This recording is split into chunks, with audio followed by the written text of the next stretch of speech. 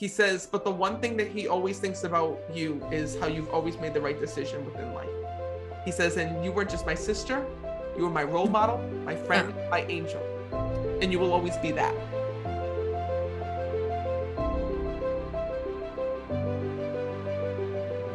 Shannon, where are you from?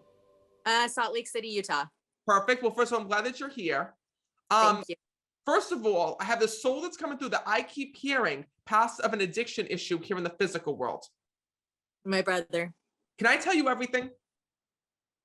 Yes. When your loved ones come to me, they come to me with an agenda. It's like they have a checklist, and they're like, tell her this, and this.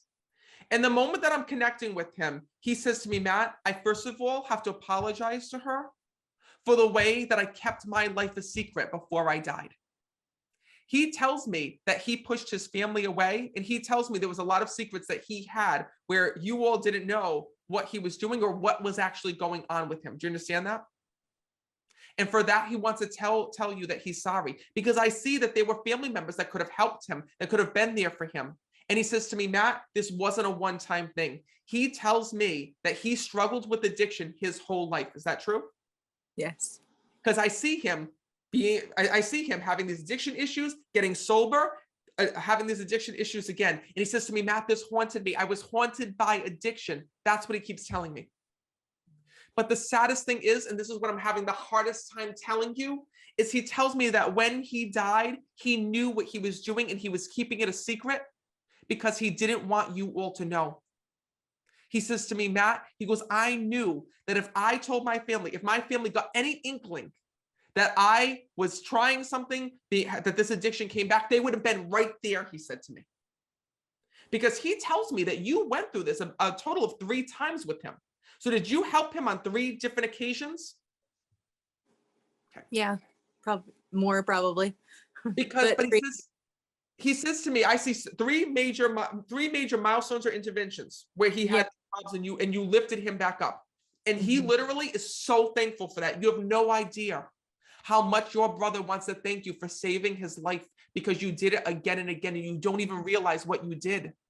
No, you really need to know this. You really need to know this, because your brother said to me, Matt, I would have died years ago if it wasn't for my sister. And he says to me that your whole family, that even though it was hard, even though you get annoyed, you knew that this was a major struggle and this was something that he couldn't help. So he shows me that anytime that he had this problem, anytime these addiction issues would come, I see your whole family like literally lifting him back up the moment he would fall, put the Band-Aid on things, brush him off, and get him right back into the world.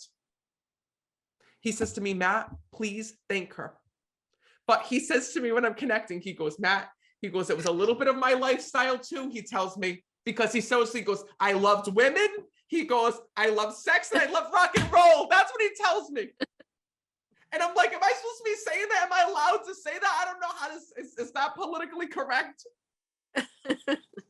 Yep, that was him. Because he's showing me when I'm connecting. Do you remember him going to like, I keep seeing like, how do you connect with like different like fests? Like almost like rock and roll fests or things like that. Yeah, he was a partier. He shows me, like, you know, when they have, I'm probably not explaining it right. You know, when they have those outdoor festivals and like everybody's together and they're having, like, I see visions, okay? And I see like this outdoor stage and I see everybody together and they got beers up and they're cheering, they're doing all these things. And your brother's showing me these areas of his life.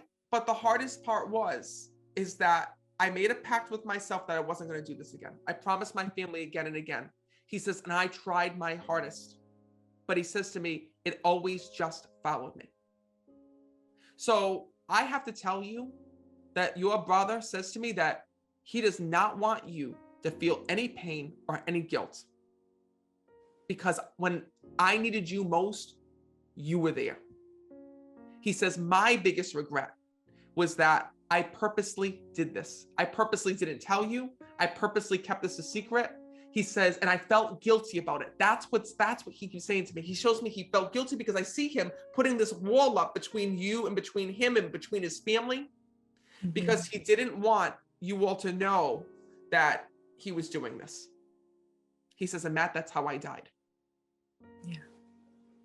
So I'm telling you this because now your brother says to me that in life, you were always his guardian angel. You were always that, you know how you have like two angels on your shoulder? You got the one that tells you, you shouldn't be doing this. And the other one that's like the devil on your shoulder that tells you, you know, the bad decisions.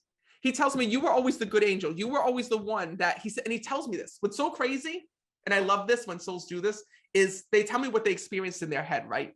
And your brother tells me that anytime he were to use, anytime there was an addiction issue, anytime there was something that he wasn't supposed to be doing, he tells me that he heard your voice. And it's like you would haunt him. And he actually tells me it was kind of creepy. I don't know if he shared this with you or not. All right. Sorry, we get to the nitty gritty.